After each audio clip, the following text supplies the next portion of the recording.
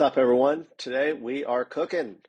We're going to dive into a gentle conceptual introduction to DSPy. Yesterday, I posted a gentle introduction that was a bunch of code. We built a basic pipeline, kind of come through the key kind of concepts. But the question kept coming up like, hey, I still don't get it, right? I'm confused about like why I need this thing in the first place, right? Like, why should I care? And that's a really, really great question. And that's exactly what I want to do in this video is just really discuss, hey, why should you actually care? Why should you take the time to kind of explore this? And what is the best way to explore it, right? And many times these things work best through a story. So that's exactly what we're going to do. We're going to do a little storytelling here and talk through the exact motivation for why someone wants to learn this, okay? So let's dive right in. So here we have our AI engineer, Nancy. Okay. Now, Nancy is, hey, she's like a couple months in to her AI journey, right? And she threw up AI engineer on her LinkedIn because she installed LangChain, did a tutorial, and then installed Llama Index and did a tutorial. So, she's in the game. Okay. So Nancy now realizes like, hey, we need to build something into our product that contains AI, right? So what does she do? She goes to step one is goes to we'll just say ChatGPT, okay, and she writes in a nice little prompt, okay, that mimics something that might happen in an interaction in her product, and from there gets some output, right? And she realizes like, hey, this output is kind of garbage and like the model's a little bit all over the place. So what should I do, right? So she is maybe a little old fashioned, okay? So she goes to her favorite search engine and she searches like how to improve prompts, right?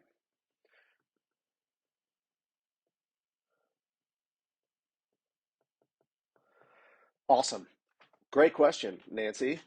And she kind of stumbles upon this concept called prompt engineering, right? And Nancy, she wants to be in the know. She wants to know what's going on. She sees prompt engineering and it's like, ah, sweet, it's got engineering, it's got to be good, right? But she, as she's looking around, she sees chain of destiny, she sees chain of thought, she sees prompt chaining, and she's just confused. She's like, is this like a World of Warcraft? Is this a video game? Like, I thought AI is going to take my job, and now I have to do these like magical incantations to get the result that I want. Like, that doesn't make any sense, right? But, she commits. She says, hey, I'll figure it out, right? So she kind of comes up with like a little template that contains, the sort of general instruction, okay? Then context that's relevant for her business, and then like maybe the task or whatever. Okay. And she starts getting, what kind of she sees as like better output. Okay. So this process is improving things. Okay. We got green, so it's good. So prompt engineering is working. Okay. But, hey, there's like new prompt techniques, so on and so forth. And, as they're moving to production, the boss is like, hey, like, how do we know? Excuse me, I can actually draw an arrow. The boss says, how do we know it's good? Right? And Nancy there says, hey, good call. The way we've been doing this so far is a technique called vibes. And basically, we have maybe a small collection of inputs and outputs that we look at when we make changes. Okay? So, we have these different like test cases. So here's test case one, that gives us that output. We have test case two, which gives us this output, and so on. Okay, but Nancy is a good engineer, right? And she feels like, hey, these vibes are like a little unstructured, right? So this is, let's see, here's number two, vibes, kind of number three here. We're getting into evaluation. She says, hey, how can I like structure this, right? How can I structure this? And I can structure it by coming up with basically a data set here that contains inputs and outputs. And now she has these test cases that when they make changes to the prompts, right? Basically, uh, here, we'll add another column here and say this is like output V1 and this is output V2, okay? And basically, as she makes changes here, they can start doing deltas between these, right? And what I mean by that is they can just compare, say, the expected output with the actual output, okay? And that's all well and good, right? But it's still not totally objective, right? She's kind of having to like compare these things manually. So Nancy kind of comes up with a good idea, okay? And she says, hey, let's take like our input here. Let's take our output. That's great. And instead of actually like trying to compare the outputs, let's do this. Let's just come up with some like numbers here that represent like output quality. Okay. So, and she can do a couple of different ones of these. And you may have heard of stuff like faithfulness, this, factuality, basically different ways of measuring like, hey, is this kind of doing what I'm expecting to do, right? And this is a very iterative process, right? And Nancy can be looking at these things and for all of the rows understand, hey, compared to our baseline, are we improving here? Are we maybe getting worse in a certain area? Like, are we getting worse on this, on factuality, we might say? While, this prompt, this particular row or example or data set, we're actually maybe getting worse along that dimension, right? So fundamentally, now we have, as we make changes, we can evaluate how we're performing against those changes. And we do that using metrics, okay? But, hey, Nancy's pretty clever, and she asked the question, what if we could automate it? Right? And Nancy's pretty smart, but she's got a little bit of a grug brain, right? She's thinking about simplicity. Hey, I don't want to deal with like this prompt wizardry. She's saying, hey, what if we could automate it? So she again goes to her fancy search engine, okay? And what does she stumble upon? I guess the hero of the story here, she stumbles upon DSPy, okay? And what Nancy says to herself is, she looks at the docs, and I don't mean to bash the DSPy docs. I just think that there's like a lot of context, and we're doing some of the storytelling here, right? I think overall the documentation covers a lot. We just have to bring people along, and that's the goal of this. So she discovers DSPy, right?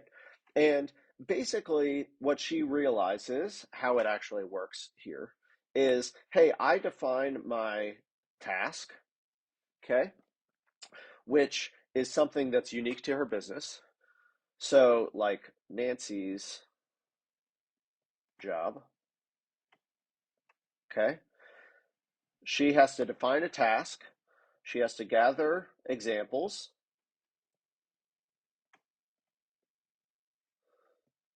And she needs to define quality via metric. Okay? And that's Nancy's job. Okay? And what she sees that DSPy can do for her is optimize a model, or rather, it's really optimize model input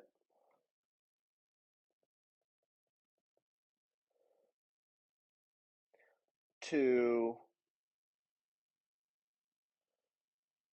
perform best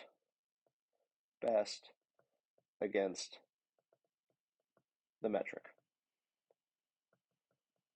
This is the big leap. This is the most important part, okay? So we'll add some stars to kind of signify what's important, okay? If we go back, right, all of this stuff was manual, right? This is like Nancy hacking around, right? Manual, looking at outputs, trying to judge like what the hell is actually happening, right? The big question is like, hey, what if we can actually automate it, right?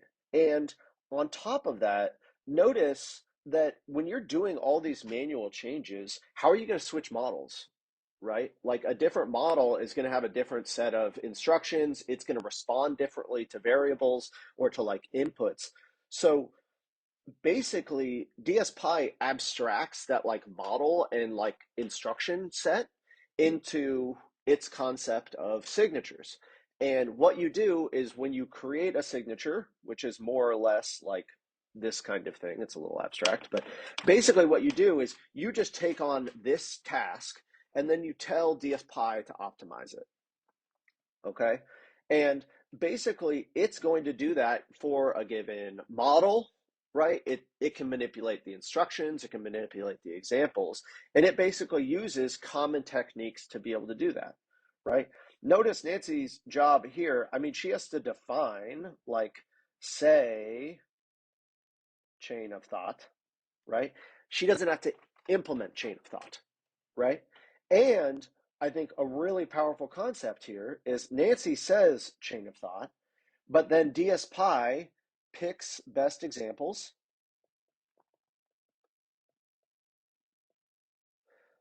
compares performance, or even creates new ones.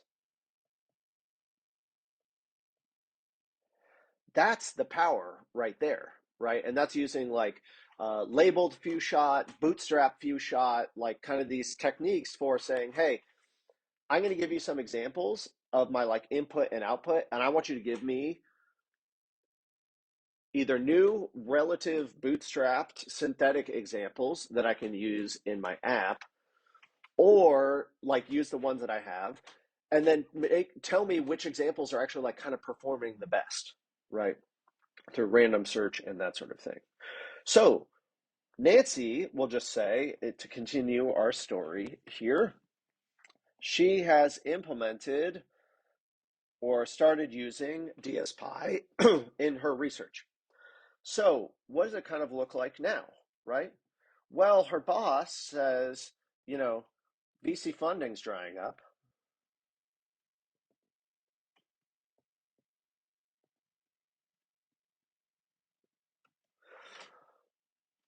We need more money. Or rather, we need to actually like optimize for cost here, right? Now, what would happen beforehand, say old world, and we'll call this like prompt engineering.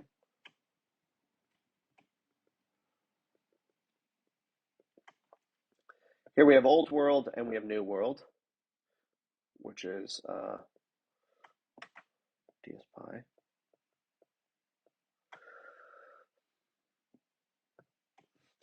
In the old world, Nancy's going to have to rewrite all these prompts.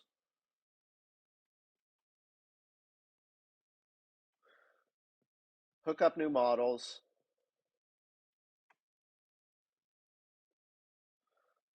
test outputs,